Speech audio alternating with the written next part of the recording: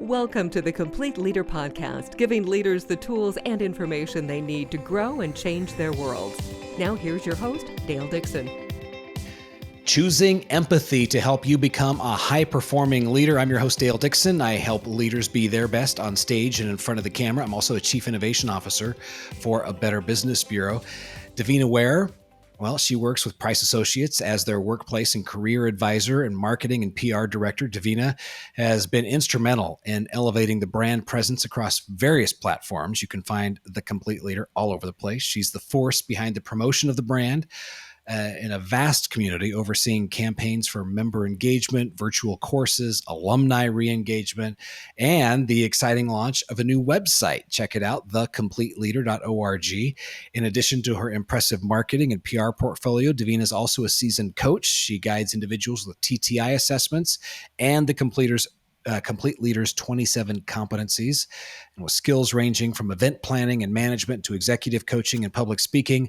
Davina exemplifies the blend of strategy and leadership that today's dynamic corporate landscape demands. Davina, great to be with you today. Great to be with you again, Dale. I'm so excited about this topic. We're talking empathy. It's the missing link, you say, in our leadership strategy.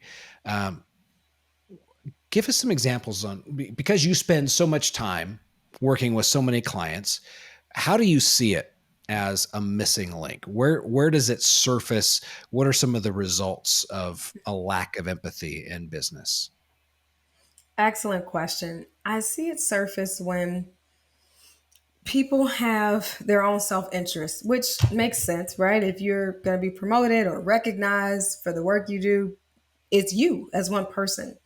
But when people get so far driven in that area of I've got this deadline, I have to do this thing, I'm trying to rebrand my career, I want to get noticed. I just said I 5 times. And somewhere people operate on autopilot of I, because our society creates a space for that.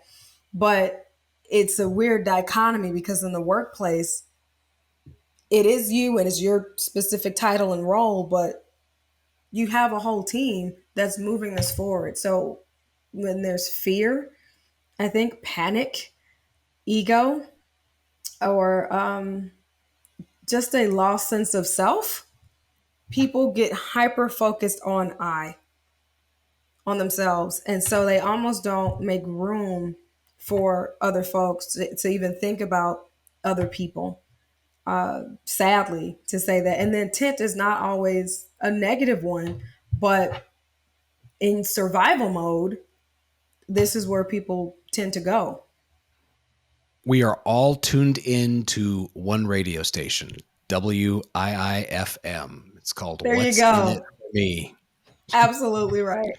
So on the flip side, flip that around, and we think about what is an empathetic leader? What are some of the character traits that we're looking for and looking to develop as empathetic leaders? An empathetic leader has an idea of the experience of each one of their employees.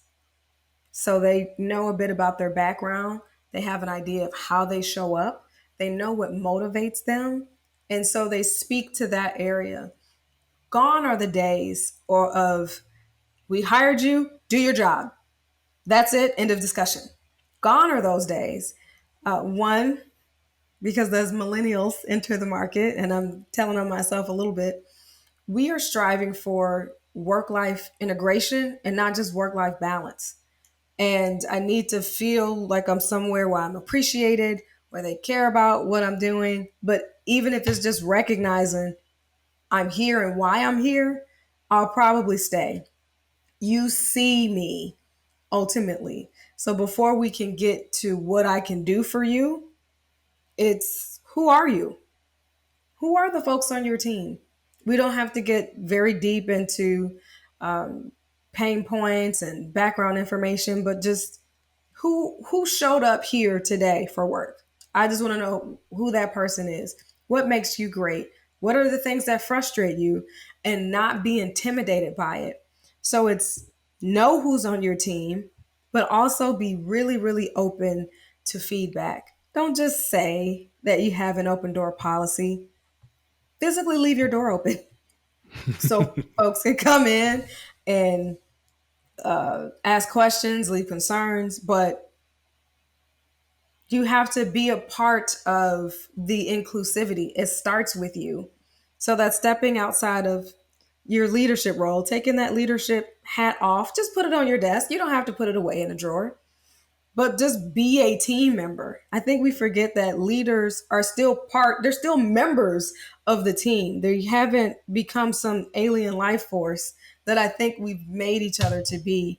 But who are you as well to them? This is who I am as a leader. I don't think leaders are transparent enough to then influence those on the team to be transparent with them. You have to model that. Because if you don't, if you're just like, I'm expecting transparency, people are like, why? From you? You're a hypocrite. So we don't want to put that out there as well. But ultimately, get in their shoes, sit with them, learn about what they do. Yes, you've approved the job description, but when's the last time you've read it? When's the last time you've sat 5 minutes with an employee to say, oh gosh, I thought that this took you 5 minutes and it takes you 50, and I send you 10 of these requests a day. You must be overwhelmed. So we've got to come out of, I'm a leader, so I operate in this way and in this section. Sit with the folks, get their experience. It's great if you are a leader who may be matriculated through the ranks and you had some experience in that role. Great. Go back still and sit with them and learn this new experience. Learn the language of a generation that might be different from yours. That's something I think that keeps us in silos as well, is we have assumptions of intent and understanding across generations. So if you have someone on your team that's of a different generation, take them out to coffee and just learn about what their perspective of the world is, being from that generation. It's a great way to open your mind. It's a great way to build your relationship. And it's a great way to think about how all of the hands that are touching the work on your team are bringing different expertise and perspective. And you might find you might need more of something, or you might find here's an opportunity for me to lend my expertise and teaching them something. So as leaders, become teachers. But in order to become a teacher, you have to learn who you're teaching and how they're showing up. I think one of the most impactful stories for me, and it's from afar, but I'll relate it, gets to the heart of what you're talking about. So we have a company based in Idaho. It's called Simplot. And if you've eaten a French fry at McDonald's, you have consumed a product of this company, plain and simple. Supplies all the French fries from McDonald's. And I was talking to one of their food scientists who had been traveling to plants around the world. It's a global company, with the CEO, and he's now retired. His name's Bill Whitaker, who was the CEO. And this food scientist told me it was so impressive because we would walk into a plant in South America, and Bill would go to the line, the manufacturer, the line where they're cutting potatoes or whatever, and he would pull the lady aside, know her by name, and talk to her about a family connection or something he knew about her family, and the impact that had on him as the food scientist making the trip, but then the impact that had on the employee was huge. This is a massive, massive multinational, it's global company. And the CEO knew who was on the line at this plant somewhere in South America. I mean, that was one of those stories that's just stuck with me and really makes me think I have got to up my game in the empathy department, just like you're talking about. And that tells me it's possible. There's somebody's doing it. They're doing it really well. I want to figure that out, dive in and understand and do that, because it really sets the bar for great leadership. Completely. I would love to shake that guy's hand, I know. because something so small as that, you feel like I matter. And most of the time, employees just want to feel like my work is contributing to something, that I'm doing more than just collecting a paycheck every day. And as you speak of that, that reminds me of a time I took a leave of absence from work. And the day I came back, I was on the elevator with the president of the company. And I said hello to him. And he looks at me and he goes, "It's sure good to have you back." And then he walked out of the elevator. And you would have thought that my favorite celebrity had just winked at me or something. I was so happy, but he saw me. And that, and I'm sure from an empathetic standpoint, he thought, man, this must be a lot after you've been gone for a couple of weeks and you're probably feeling anxious of, wow, I've probably got a lot of work to do. How do I get back integrated into the fold? And so that act of just looking at me and acknowledging me, I was like, I want to go to bat for this company. Such a very small thing, but it gave me the drive to want to give my best.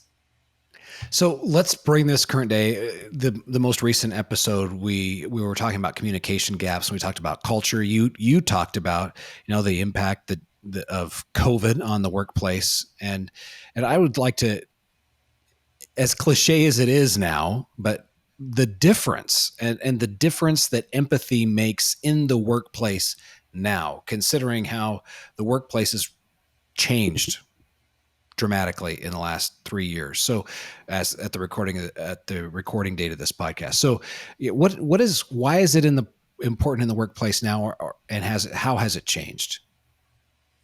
I think a big one is the fact that with COVID came, what did we call it? The great migration, or whatever we called it, where The Great employees were just Resignation. Yeah. great resignation. There we go. Where people were just leaving in droves. People just had the confidence to say, I don't need this. But then you had these folks who figured entrepreneurship was an answer to their workplace issues. And I don't believe that. But that showed that a lot of people felt like there were other options, that I don't have to take this anymore. And so now it's more important than ever to say, and honestly, there are a lot of companies that are still struggling to find workers in retail and food service. Even in regular corporate jobs, people, I think, have just been fed up to such a point, and COVID was just the pin that burst the bubble. So it's important to, more than ever, to be empathetic to people's lifestyles, to folks' experiences. We just came out of a global pandemic. That means you probably know someone who died as a result. So now we had a collective experience. So that alone means I have an understanding of going through tough times, just as you do. And to acknowledge that there's life outside of work that may be tough for people, be mindful of that. Not saying that you need to decrease their tasks or go easy on them. I think some older generations think that we need to be lighter on people, or we need to not make people work as hard. That's not the answer. It's more of, how do I partner with you? So the relationship now needs to be one that's not hierarchical, but more of a partnership. How do we work together? What are your goals? Yes, we want people to stay forever and ever, because that will help us with productivity, because when people leave, it leaves a gap.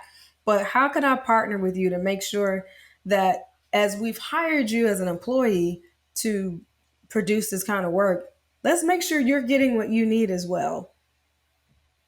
Just that simple coming together of the minds to say, I'm not cracking the whip on you. We are not in the, I don't know why I can't think of it. We're not in the meat packing industry anymore. We're not in the jungle, but we're still people. One is not better than the other. Let's break down those barriers. I have a certain expertise, and yes, I have a sense of accountability as a leader to make sure I steward you as an employee and your skills well. But it's not a I'm better than. It's a let's make sure we work together towards the same goal, although we might have different motivations for that goal. So we've just got to see people as people and not they belong to us. We say this in marketing all the time, right? With your email list, you don't own these people. But same thing with a leader. You don't own these people, you steward them. Whenever someone comes to you and they've been working with you for a while, if and when they choose to leave, they should leave better. And in order to do that, you got to walk alongside them. You got to understand their pain points. You've got to understand the blockages and obstacles in their work that hinder them from going from good to great. You've got to understand that though, in order to push that way forward. And normally, when you have leaders like that, people don't want to leave anyway because it's hard to find a leader that will step out of their day to day to make sure you're okay. How's it going? Or I'm just going to stand out here and I brought some cookies from home and I had a leader whose mom, goodness, she was the best baker ever. But he would just bring us homemade cookies that his mother made. And just the fact that he didn't get them from a grocery store, but he brought something very personal. Again, that's helped to bring the walls down for us to just have chat, for us to have conversations. With that same leader, as soon as COVID hit, we had a happy hour, virtually, of course. And we were on that happy hour for 3 hours after work because he had created this sense of community and understanding that we collectively don't know what's going to happen tomorrow. So even though we're out of it, we're all in a new space. We're all trying to figure it out. And to be able to say that as a leader is like, I'm still trying to figure it out, but I'm in a position to help you do the same thing. I think the point you made, if people walk away from this podcast with nothing else, it's that as a leader, you are a steward and your job is to help that person be a better version of themselves when they leave the company. I mean, that's huge. So for the leader who's saying, you know what, our organization's too big, we're too spread out, there's no way I can get to know everybody. My job is to drive performance. Empathy is a soft skill that I'm just not going to worry about. We drive performance. So what happens in a situation like that? Leaders without the empathy, who think they go without empathy or should go without empathy.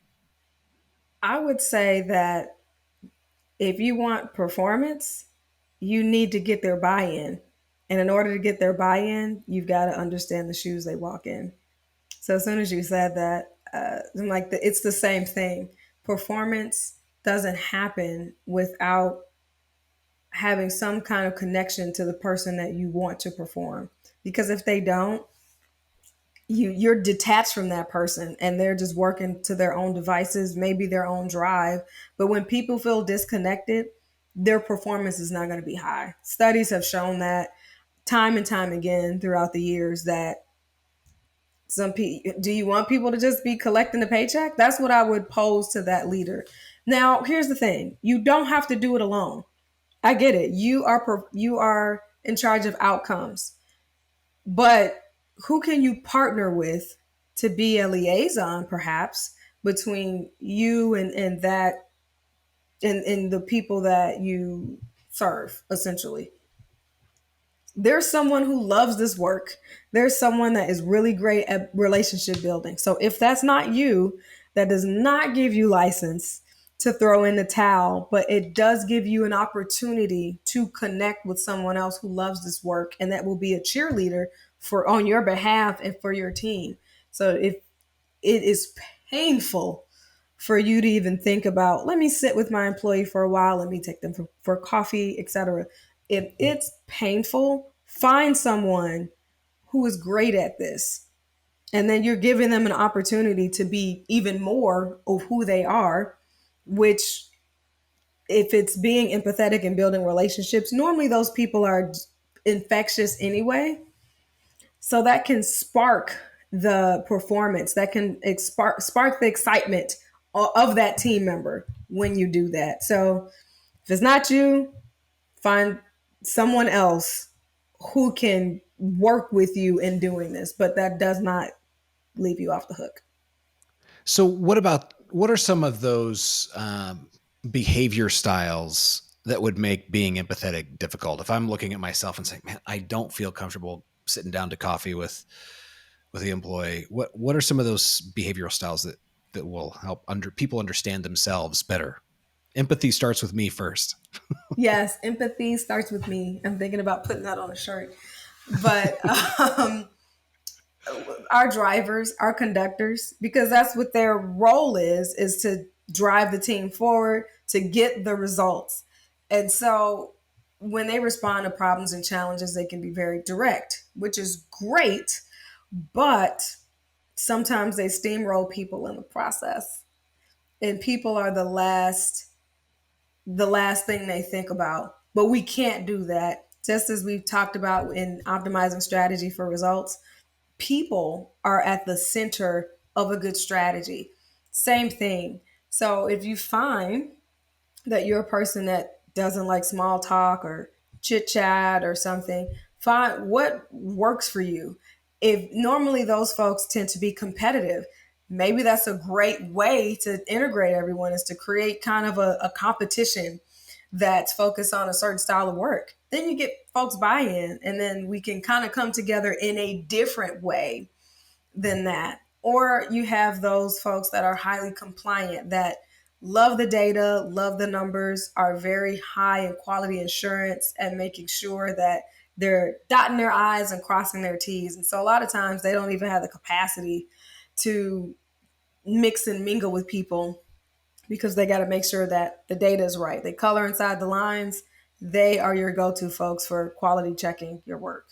So maybe it's how can that person integrate a process to get everyone on board for making sure that we have better quality.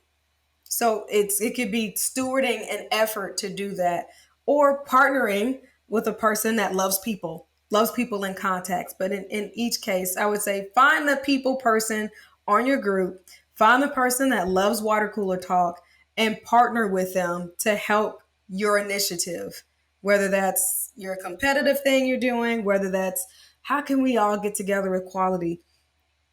Bring what we would call a high I person. Bring that person along with you, because then people will like you after the effort. If not, it may fall flat.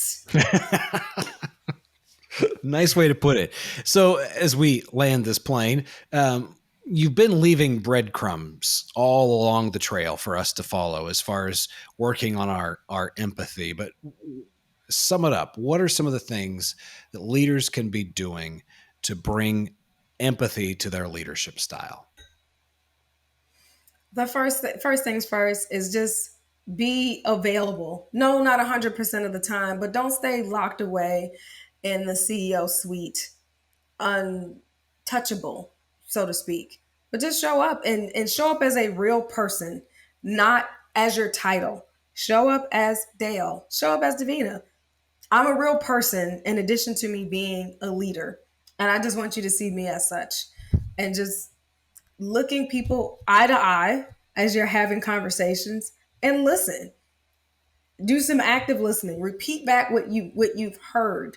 That's the easiest way that people can start feeling like, okay, they hear what I'm saying, if nothing else. And then I would schedule some time with the team member or the group of folks who have the biggest impact on your bottom line.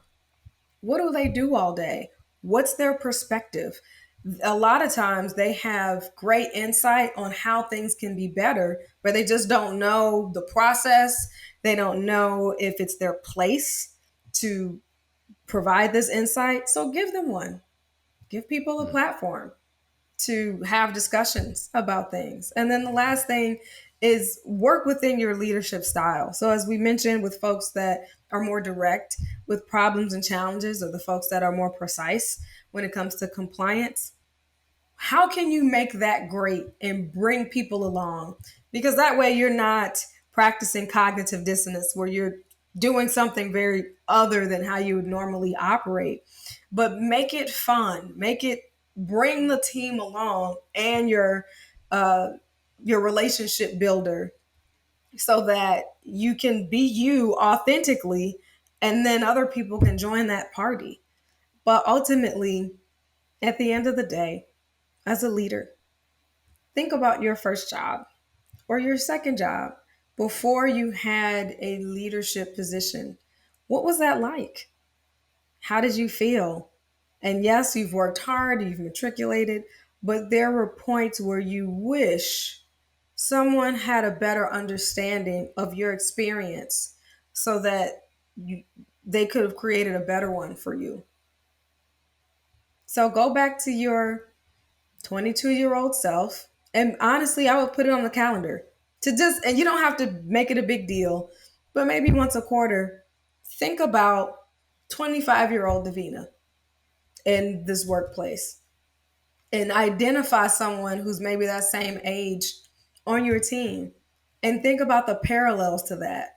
That natural, and that doesn't involve you talking to people or having a conversation, but it just brings you back to humility that you were once there and there's a new set of challenges. How can I make that person's experience a little bit better than mine was at their age? And that will spark all kind of transformation that isn't going to be taxing to you. Fantastic advice. Thank you so much, Davina. This has just been insightful and a great reminder on a number of fronts for us as we think about the way to really lead with empathy in the organization and what can be accomplished when we do. So we appreciate that. Thanks for listening to the Complete Leader Podcast. Find more online, thecompleteleader.org.